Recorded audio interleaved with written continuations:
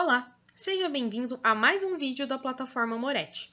Meu nome é Thaís Nunes, sou discente da Universidade Federal do Paraná do curso de Agronomia. Irei apresentar o assunto referente à unidade 8, Movimento da Água no Sistema Solo-Planta-Atmosfera. Subtítulo, Interações Solo-Raiz. Para a matéria de Fundamentos de Hidrologia, Irrigação e Drenagem, ministrada pelo professor Jorge Moretti. A água e os íons são essenciais para o desenvolvimento das plantas e são conseguidos graças às raízes. As raízes funcionam como um sistema hidráulico de uma casa que leva, a partir dos seus canos, água para as torneiras dentro da casa. As raízes transportam a água do perfil do solo até a parte interna das plantas.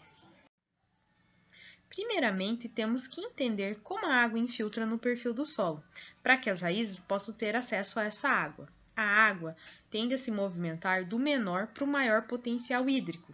O potencial hídrico é uma medida de energia. A infiltração é em função do potencial mátrico e inicialmente do potencial gravitacional. O potencial mátrico domina o processo. Ele succiona a água para dentro do perfil. E o movimento depende da resistência do meio que é oferecida ao fluxo.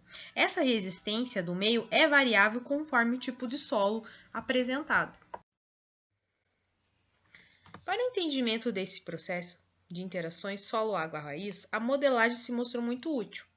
Então, existem diversos processos de modelagem, e eles se baseiam em dois parâmetros: no comportamento de uma raiz isolada, denominada aproximação microscópica, e na extração por meio de propriedades do sistema radicular como um todo, denominada aproximação macroscópica. Existem nesse processo soluções analíticas e numéricas, todas baseadas pela equação de Richard. Para que as raízes absorvam a água do solo, é preciso que os pelos radiculares apresentem valores de potencial hídrico menores que o solo. O potencial matricial e osmótico determina a intensidade desse movimento.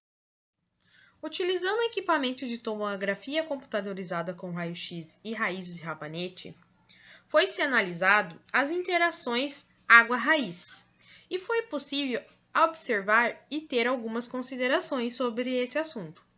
Para que ocorra o movimento da água, deve haver um decréscimo do potencial em direção à superfície da raiz.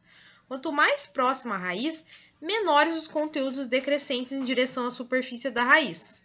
A diminuição do conteúdo de água corresponde à redução do potencial matricial que controla e direciona o movimento da água. O gradiente potencial entre o solo e a raiz será tanto maior quanto maior for a taxa absorvida pela raiz. Os horários diurnos foi-se observado um potencial hídrico atmosférico muito mais negativo que em horários noturnos. Essas foram as referências utilizadas no trabalho. Muito obrigada!